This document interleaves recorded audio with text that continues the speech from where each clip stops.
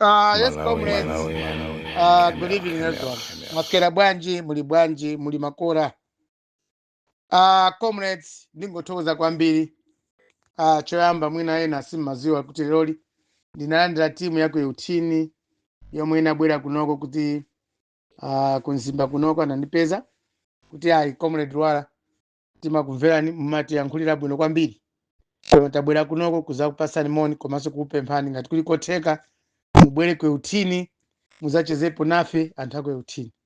I'm really humbled ndipo ndathokoza kwambiri yawo chomene vanhu vakumzimba central chifukwa nthawi yonseyi ndimakugeza kumzimba central mwina zimene ndimayankhula zokusadesa kabambe sizimafika koma mwandichepesera ntchito mwabwera kuno tacheza komanso mwanena chifukwa chomwe munabwera kwa ine chifukwa kuti zulo munanona ndinali kwedingeni kwa inkosi amakusimbera ndimuti kwa inkosi amakusimbera mwakafika kweutini timaona ngati simuzafika ndiye takusatirani kunoko tabwera kunoko kuti tizakupaseni moni. Ma members nonse a UTM plus anzathu plus a president ndi nonse amaudindo anthu aku yautini lero anabwera ndithu 2 ladies and 4 gentlemen akuti ayi ku UTM kumzimba central inde iliko komabe ife comrade Lwala we are happy with your campaign.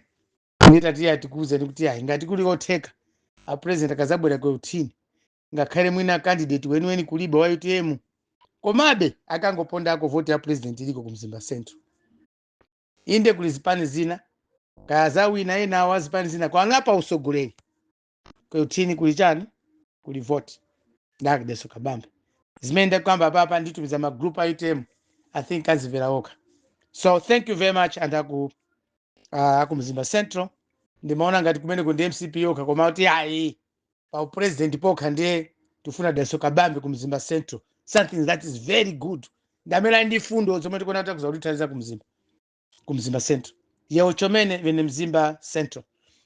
Ndibwere kwa Manganya lero kunali launch ya chipani cha Udya Zake Alibe Mlandu kuma Sintha ground ndiye ndaona anthu ambiri tayionera imeneyo tayionera hayi Dr. Bizwiki Dr. Michael Bizwiki Usi tamvera mmene akambira mmene apangira launch chipani chawocho kuti ayi kwa masomphenya ineni aziko la Malawi satanenepo koma chimene chandigwira mtima kwambiri choti mwina ndikhola kuyankhulapo pa zonse zimene yankhula Dr. Michael Usi chanzeru chenicheni ndinganene chokuti anavala bwino anachena komanso anachita organize kwambiri maorganizers awo anapanga bwino kwambiri koma ngoti fundo yeniyeni imene ndagwirapo nchokuti ngati mina ina mwina mwaonera Michael Usi launch yawo pamene yasokonezera kwambiri poti akutchula za kuchipani komwe anachosedwa kapena komwe anachoka ku UTM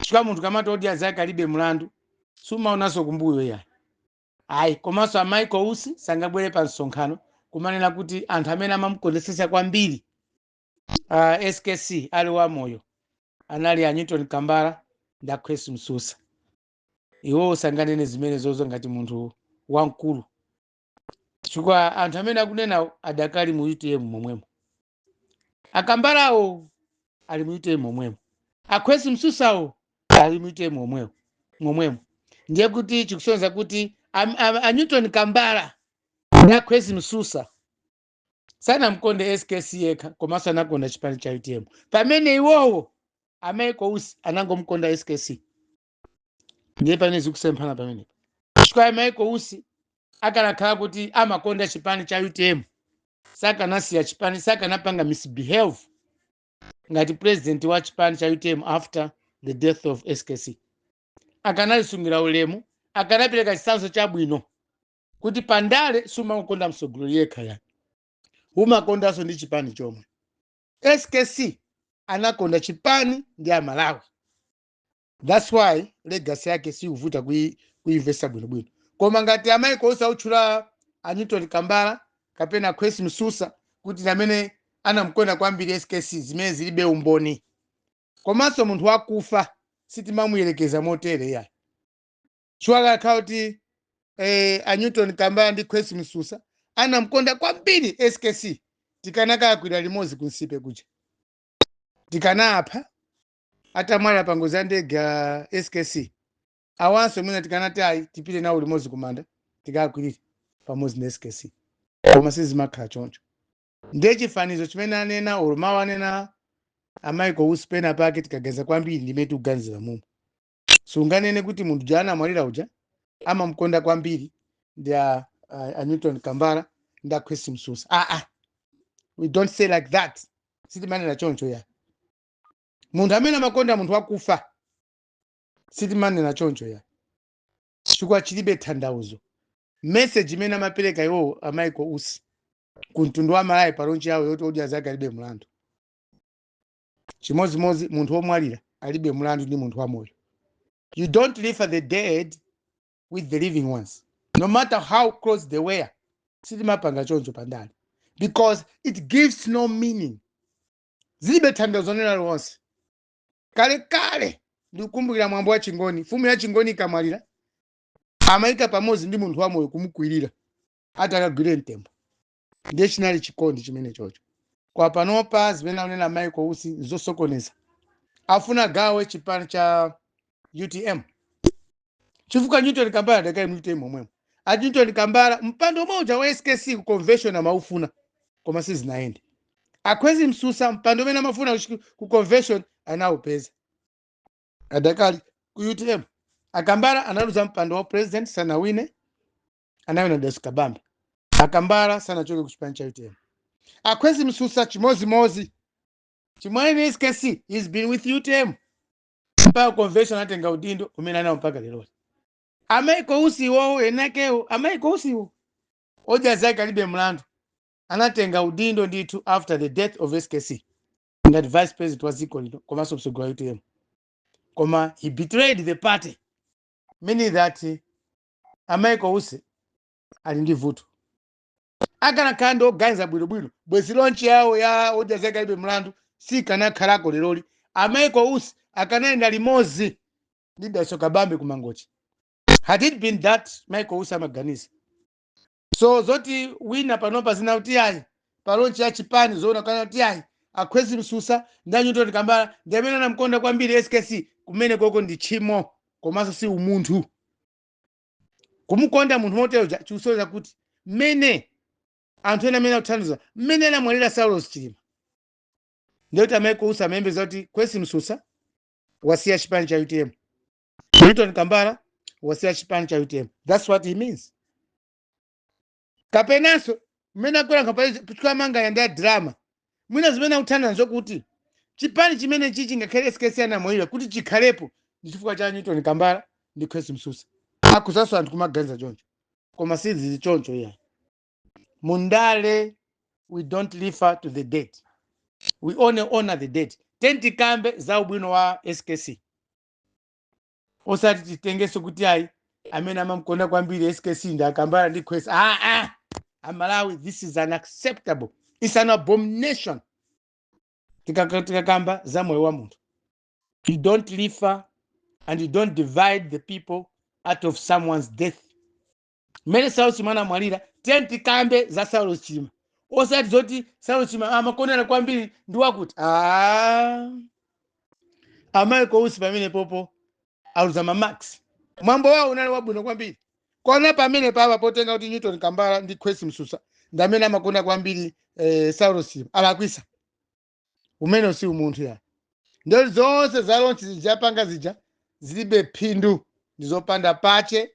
Usogole wao is quite immature. There's no maturity in his leadership. Ndantangati anakumanda SKC. Ndantangati amene akusunga zisisi zomwe anauzana pakati pa SKC ndanthu ena. Ineyo for example Samuel Wala no samala mkuziwa nakumana ndi SKC nakumana naye. Akambalawo ndi mboni yanga kuti nakakumana ndi SKC. Koma zina zimene mapanga ndi SKC sili makuza na Malawi ayi. Because zimene apitima kambira za chinsisi. Ndiye zingakhale zabwino kuti a Kwesi Msusa anene okha mmene amagwirizana ndi SKC. Zingakhale zabwino anene okha a Newton Kambala kuti mene ubwino olomene amakhala ndi SKC. Osati munthu yemwe wagalukira chipani cha UTM ndikumanena kuti ayi kumbuyo ndachokako amene amagwirizana kwambiri ndi SKC ndi Akambala ndi Akwezi Msusa. Komanso kumanena kuti chipani cha UTM ndinayamba ineyo Akambala ndi SKC, zimene zopanda pache. Ngati munayamba chipani chimene cho limodzi, lero libwanji wayamba chipani chaweka. Zindumbo zimene zozo Michael Osa anayamba chipani ndi SKC ndi Akambala. Na ngati munayamba chipani limodzi ndi Akambala ndi amoyo, bwanji simunakhalene pansi kuona sogolo la chipani cha UTM. Bwanji simunakhale nawo limodzi. Akambalawo kanawo pansi limodzi. Bwana yetinayamba limodzi chipani niyo ndi ineyo ndi andani ndi SKC. Ndi SKC wamwalira tipange bwanji. Ndiyo munthu mene. Koma ya ino mapanga hoja zake alibe mlandu, moti mpange zanu mukakama zanyu ndi Kambala. Hayi. We don't do like that. Mukakama za Kwezi Msusa. Kwezi Msusa ndi Newton Kambala, they are still in UTM. And they are respecting the leadership of UTM. That is now the friendship that we need. What's that friendship? Yoti wewe upanga zako kuja zako weka huko. Basi mati ama mkonda kwambira kuti ndakuti chimozi sunganene kuti ama mkonda kwambiri Jesus Christ anali wakuti tosefe tikuziziwa. Michael Usi chimene analagwisa nchokuti chimene anakuziwa nchokuti maina azipani oti azake alibe milandu. Ndi mulandu kale ndi Malawi. Iwo mulandu mena anambira chipani cha oti azake alibe milandu. What exactly does this party, what is the meaning of oti azake alibe milandu? Comrades basi pasiko la pasi panunata president wa chipani cha oti azake alibe milandu. Is there any, I don't know. Chipani zona chikale oti azake alibe milandu. Zina la chipani zona limene lolo. Comrades Malawians, let's be serious. What does that mean? Chipani basi ukangati hoja zake alibe mlandu. Ukangati the party is too personal. Because kuti it is targeting some other people within the society. Akudana ndanto ena yake anthu amene hoja zawo alibe mlandu. Chinamba bwino kwambiri chinthu chimene chichi kale. Kwa pamene chafikapo chinamba ndi makaka green. Palopa chamba ndi makaka chabwa ndi makaka ofira. Chofana nako ndi UTM choncho. Ndiye hoja zake alibe mlandu asatipusise. Kambani zanu zoja zake alibe mlandu. Don't divide the party kumene mwachoka. Ngati mkona kusogolo kulibe hoja zake alibe mlandu. Kusogolo kumuja zaye ni ache. Mwina muja za MCP azakutemani. Kwa ngati mmaja zanu kambani ngani na chipani chanu. Muzija zanuzo musasefukire maderera. Chwa ena zimene mmajazo sama zikumbiraso ndi kuzikumbira komwe ya. Mwina chifukwa chake kuchipani cha UTM munango anakuchosana. So zimene mafuna muzija kuchipani cha UTM ko amsana ziwode kuti zindiphindu. So comrades, about Michael Osi, that's what I can say with his hoja zake alibe mlandu. Let me come to this issue, burning issue, kulesedwa kwa mavisa Malawi na kupita kwa America. Nkani nane na kalikale eto. American government palibe chomwe chakwera angapange convince American government. Pama mistake ambiri achitika. And what you have to know, Malawians, Americans, they don't just play the way you think. Inezulo, I was in a Dingeni kwa inkosama kusemberwa. Muntu mozi yemwe boma la Malawi limampasa ule mkwambiri. Koma Zulo with my team tinapita kwe Dingeni ukaona kwa inkosama kusemberwa. Ndazungomwe manena anthu aku America amatipasa ndalama tinapita nawo zokwe Dingeni. For information, Malawians. Anakazionera okha kujati inu Comrade Luara, Samuel Luara, is this where the Inkosamakos is coming from? Tinapita kwe Dingeni tuzu. Azungomena kule saini mavisa kukaona kuti kodi kumalawi akamati mafumu. So nkani uvuta apa njama how weak people akupasidwa ule mdi boma la Malawi lacha kwera. Mafumu. Ndi manena ngati kunyoza koma ndi manena ziloti Malawi musegwe kumaso. Boma la America ali madabo kwa basi. Paka maulendo kayaku United Nations mafumu. Now, yesterday tinapita. Munaona zitu zena pa social media kapena pa Facebook. I was in a Dingeni yesterday. Kukaona kodi anthu amene amapita kumaiko akunja ndi president kwawo amapanga chana. They were so sorry when they looked at it Dingeni. Afuma wa amapita maiko akunja China kuti. But what contribution is he making to his local people kumuzi kwe Dingeni? tazoona zuloto ndelero Brian Banda pa Hot Current. I knew that maybe this program lero pa Hot Current pabwera an American ambassador or desk officer ayankhulako, because yesterday tinali ku Edingeni tikaone kwa anthu omwe amangoti afuma ayikosama kuzimbero apita kunja abwerako apita kunja abwera. Komanso ndinanena za nkhani zanga ineyo pansi pa inkosama kusimbero ndimamangidwa kunoko, ndipo pali mlandu wina umene ayikosama kosi sakufuna kuvesesa yayi womwe ma Americans mlandu umene wakuusatira anani mangatu ayikosama kosi woto pali nkhani lomwe azungu akuisatira, ndipo maviza amene wawa ngati mafumu aku Malawi atazapasidwe visa ngati nkhani zina zimene ma Americans afufuza sakuzivesa bwinobwino makamaka za m'makhoti umu ndi mphamvu zomwe mafumu aku Malawi ali nazo yoti ku United paka akafike ku United Nations even marumu akapita kuja mafumu athu aku Malawi. I'm not saying the inkosama kusimbera kwa mafumu aku Malawi anthu ena amapita ku United Nations kapena amapita ku US pa ulendo ndi president mumahotelo amene amagona mumakhala mess, ena matoilet osaflasha, ena kuba matawel, ena kuba even ma bedsheets. Anthu aku Malawi akugona mahotelo ku America opita ku unga ku hotelo kumene agona uja kumakhala a lot of repairments after kachoka kuba kama foroko that's because amatenga anthu opanda pacha. Ndiye zulo tinapita ku Edingeni kukaona kwa munthu yemwe amayenda kwambiri maiko akunja kumwisa makhalako komango utandira kuyenda fuma amene apita ku China apita kuti apita ndi president ndiye anakaona ku Edingeni zulo. Kaya maviza mwaona mafumu aku Malawi I doubt. Komanso khalidwe kukhala ndi anthu mafumu aku Malawi samaziwa. So amadabu azungu kuti mapresident aku Malawi onse chifukwa chani amapereka maulemu kwa mafumu awo pamene mafumu ati sapasidwa ma scholarship a school amangotengedwa mwina kupita ku miyambo yaikuluikulu international conferences ngati United Nations, koma mafumu meja samapanga contribution chene chilichonse amangokashopa basi kumangomwamowa.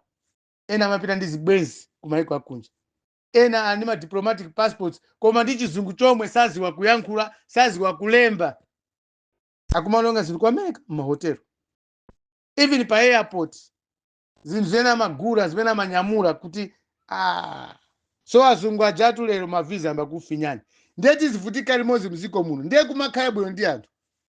Mafumu aku Malawi phunzani kukhala bwino ndi anthu komanso boma likamangopangani offer zinthu zina muziona sogolo yake. Pano patu mafumu you have been victimized. There's no way any other traditional chief will go to America on a silver platter. Kulibe visa mafumu aku Malawi aapanga azungu akuti ndiopanda ntchito ndiopondereza anthu komanso kumkwawoko samathandiza simaona visa tu tizingokhala muno Malawi. So comrades, this is what I can just say today. Good evening everyone.